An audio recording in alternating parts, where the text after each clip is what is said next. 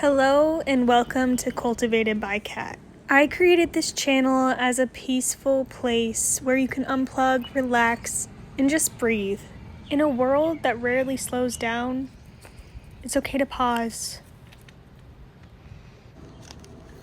I am so glad you're here today to hang out with me in the garden.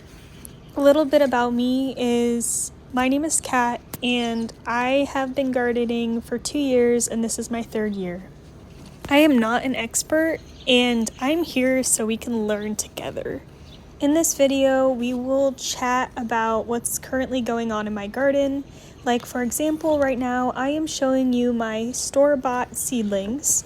This is the first of 3 years that I have bought store-bought instead of starting my own seedlings from seed. And I want you to know that there are many kinds of gardeners. There are new ones that have been gardening a long time. There are people who start seeds. There are people who buy their plants. There are small and big gardens. But whatever you do, just make sure that the gardening is making you happy and it's bringing you joy. I like to tell my friends who are just starting to garden that there is no right way to garden. So just remember that as you're going through this journey. I bought these seedlings from mostly local places. However, I did buy a few from Lowe's. I try to buy mostly local, and I bought a large quantity of tomatoes, peppers, and some other things. Once I plant all of the veggies, I can give a more in-depth tour of which kinds of varieties I got.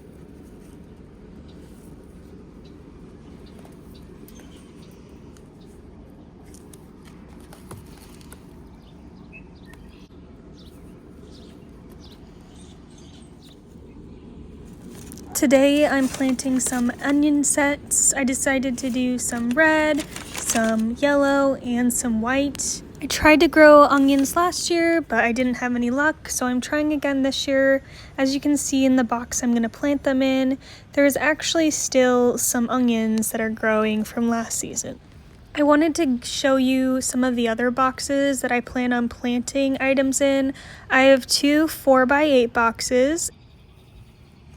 And I also have another box that's about 5 feet by 6 feet that was left from a previous owner. This will be my 3rd year using it, and I added the gates.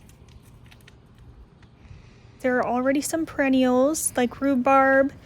And then I also have some berry bushes that I planted, and I'm not going to lie, but I should have labeled them better because I'm not sure which bushes are which. I know there's probably some blueberries, some raspberries, and some currants. And I planted most of these last garden season, and I didn't think they were going to survive. However, I was glad to see they did.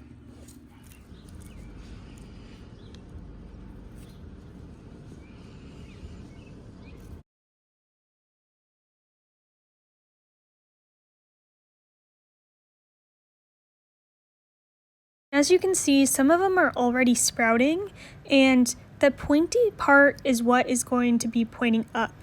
The bottom has some hairy looking things, and this is where the roots are, and that means the more curved side should go straight down into the soil, the pointed side up, and that's where the onions will start sprouting. As for spacing, I decided to do mine 6 inches apart in both rows and columns. I just wanted to make sure they had as much room as possible this year. This is before I covered them with soil. I basically just put them about 1 inch down into the soil, and then I started covering them with a thin layer of soil on top of it. You don't want to put too much soil over it. And just make sure that these onions get quite a bit of water every day.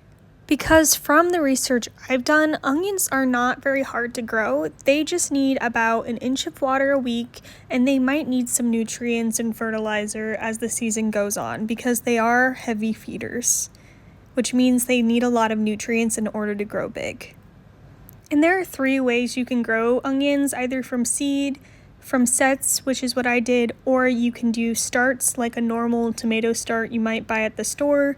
However, I found, or from my research, I found that the most cost-effective way and the quickest way seems to be that using sets is the best.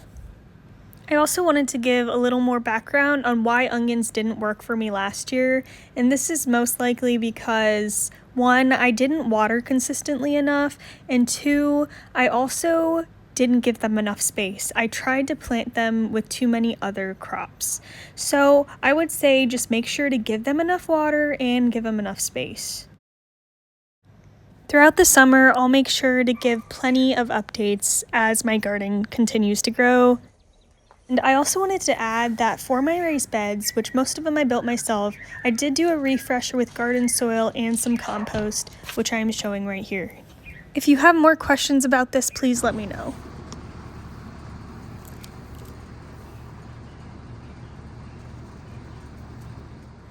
Next, I am showing you some of the seeds that I plan on starting, which are zinnias, chives, snapdragons, and nasturtium.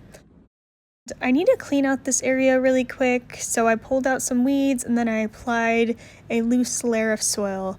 Here I'm going to plant some zinnias, snapdragons, and here are the zinnia seeds. And I'm just dropping them in and putting 3 in a hole and then covering it with soil. And I'm also doing that with some snapdragon. And there isn't really a right way to do this, but I just want to experiment, and then I make sure to soak them and keep this area soaked every day until they germinate. The plants to the right are actually from a wildflower pack that I planted last summer, and I'm very happy to see that they're coming back. I'm going to plant some chives in that red box I showed you. I'm doing the same thing, putting some seeds in each hole. I made a couple holes and then put a couple seeds in each and then watered them again. Just making sure that it's very wet so they can germinate. We planted some seeds and maybe a little chaos. If you're into it, please hit the like and follow. This is Cultivated by Kat. See you next time.